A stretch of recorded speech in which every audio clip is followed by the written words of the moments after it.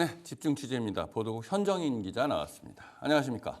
네, 안녕하십니까? 자, 최근 주식시장에서 가장 큰 이슈 중에 하나가 이 제약 바이오주들인데요. 그래서 오늘은 이 전년 대비 시가총액이 크게 오른 제약 바이오 스타주들을 취재를 해왔다고요? 네, 맞습니다. 미국이 추진하고 있는 생물보안법에 수혜어 바이오 벤처 기업들의 기술 수출 성공 사례 등 호재가 맞물리면서 제약 바이오 종목이 주목받고 있죠. 네. 여기에 정부가 오는 12월 국가바이오위원회를 출범시키겠다고 밝혔는데요. 시장에 관심이 계속되고 있습니다. 이제 코스닥 제약업종의 시가총액 합도 증가했으며 이제 코스닥 지수 구성 종목 중 상위 20개사도 보면 지난해는 6곳이었지만 이제 올해는 11곳으로 제약 바이오 기업들의 비중이 커지고 있습니다. 또 코스닥 전체 부분에서 시가총액 1위 현황을 봐도 지난해 에코프로비움에서 알테오젠으로 순위 변동이 일어났죠. 따라서 오늘은 코스닥 제약업종 기준에서 시가총액 1조 원 이상 증가한 기업들을 중심으로 짚어볼 예정입니다. 총 6개 기업인데요. 페트론과 휴젤, HLB, 보로노이, 삼천당제약, 파마리서치 이렇게 있는데 일단 크게 증가한 순으로 3개 기업을 짚어보겠습니다. 네. 네, 그럼 첫 번째 키워드는 릴리와 협업, 몸집 3배 커진 펩트론입니다. 펩트론의 시가총액은 지난해 8,300억 원에서 1년 사이 2조 5천억 원에 달하는데요. 이러한 급성장이 가능했던 이유는 회사가 보유한 약효 지속화 기술 덕분으로 해석됩니다. 네. 바로 이 기술로 제약사 시가총액 1위인 일라이 릴리와 협업해 코스닥 13위에 등극했죠. 네, 국내 기업이 릴리와 공동 연구한다는 거 정말로 의미가 있을 것 같은데 두 회사가 체결한 계약부터 한번 짚어볼까요? 네, 맞습니다. 이는 국내 바이오텍 최초입니다. 네. 릴리가 보유한 펩타이드 약물들의 펩트론의 스마트 대포 플랫폼 기술을 적용하는 공동 연구입니다. 약물을 서서히 방출시켜 혈중 농도와 약효를 지속적으로 유지할 수 있게 하는 원리인데요. 반감기를 늘릴 수 있다는 게 핵심입니다.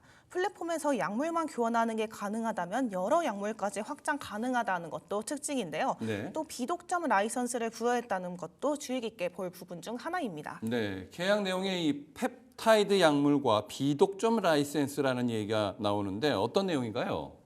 네, 일라이 릴리가 비만 치료제에 많은 관심을 가지고 있다라고 네. 알려져 있죠. 하지만 공시는 비만 치료제가 아니라 펩타이드 약물로 표기됐습니다. 비만 외에도 다른 약물까지 협업할 수 있다라는 것을 의미하는데요. 네. 또 비독점 라이선스를 부여했다는 건 공동 연구에서 성과를 얻었을 때 일라이 릴리 외에도 다른 기업과도 기술 수출이 가능하다라는 것을 의미한다라고 보면 되겠습니다. 네, 다른 기업들까지 기술을 수출할 수 있다라는 가능성이 있다면 우리 기업에게 상당히 유리한 내용일 것 같은데 비만 치료제 외에 다른 약품도 이 플랫폼 기술 적용이 가능한 건가요? 네, 가능합니다. 현재 펩트론이 개발하고 있는 펩타이드 약물들은 모두 스마트 대포를 활용하고 있는데요. 네. 상용화를 앞두고 있는 건 바로 루프원입니다. 이제 전립선암 그리고 청조죽증 치료제로 1개월 지속형 약물이면서 그리고 LG화학과 이제 함께 손을 잡고 품목허가 승인을 기다리고 있는 상황입니다. 네, 두 번째 키워드는 소송 승소, 매출 성장 호재 업은 휴젤입니다. 보툴리눔 톡신 제재로 알려진 기업 휴젤이 메디톡스와의 소송 승소와 매해 성장하는 매출, 이러한 희소색을 얻고 시가총액 4조 원을 향해 가고 있는데요.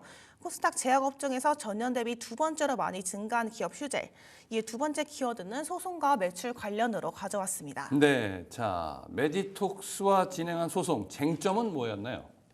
네, 메디톡스가 이제 휴젤이 자사의 보툴리눔 균주와 제조 공정 이런 영업 비밀을 침해했다면서 국내외 소송을 진행한 건데요. 네. 하지만 미국 국제무역위원회가 지난달에 휴젤의 위반 사실이 없다면서 휴젤 측의 손을 들어줬습니다. 앞서 대웅제약에 나부타는 합의를 하게 되면서 미국에서 판매한 것에 대해서 로열티를 지급했어야 됐는데요. 휴젤의 경우 승소로 끝나면서 로열티를 지급할 필요도 없어서 미국 시장 진출에 청신호가 켜졌다는 게 포인트입니다. 네, 자 그렇다면 미국 시장을 공략하기 위한 휴젤의 전략은 뭔가요? 네, 휴젤 측은 파트너사 베네브와 협업하겠다는 입장입니다. 네. 원래는 휴젤이 보유하고 있는 자회사인 휴젤 아메리카를 통해서 판매를 진행할 예정이었는데요. 네. 휴젤 측이 내세운 목표가 3년 내 점유율 10% 달성입니다. 이 목표를 이루기 위해서는 영업망 구축에 많은 시간을 소요할 수 없다는 게 휴젤 측의 생각입니다. 또 베네브가 미용 에스테틱 사업을 하고 있어서 둘의 시너지도 날 수 있다라는 것도 전략 중 하나인데요. 따라서 휴젤은 이 보툴리눔 톡신 제재를 4분기 내 미국 시장에 론칭시키는 게 계획입니다. 네, 세 번째 키워드는 FDA 제도전, HLB의 상반기 운명 결정입니다. 올해 주식시장에서 빼놓을 수 없는 기업, 바로 HLB죠. 국산 항암제 첫 미국 진출이 불발되며 하루아침에 시가총액 4조 원이 날아갔지만 최근 FDA 재승인 신청 서류 제출과 실사 통과 등의 소식이 전해지면서 다시 관심을 받고 있어 세 번째 키워드로 선정했습니다. 네, 이 국산 항암제 첫 미국 진출 도전 왜 실패했나요? 네, 캄렐리주밥 제조 공정 실사의 사유로 인해 승인이 불발됐습니다. 네. HLB는 리보세라닙과 그리고 캄렐리주밥의 병용요법을 간암 1차 치료제로 FDA에 승인 신청한 건데요. 여기서 리보세라닙은 HLB가, 캄렐리주밥은 중국 항서제약이 개발하고 있어서 FDA가 보완을 요청한 곳은 중국의 항서제약입니다.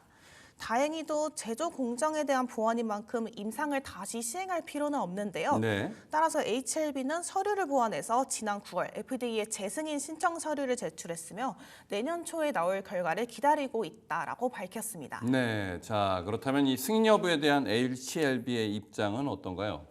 네, HLB 측은 굉장히 자신이 있다라는 입장입니다. 아하. 일단 제조 공정에서 지적을 받았지만 개선해야 할 상황은 다 개선했으며 실사 확인만 남았다는 겁니다. 또 HLB는 현장 실사에서 보완할 사항 없음 판정을 받았다라고 최근 전했는데요.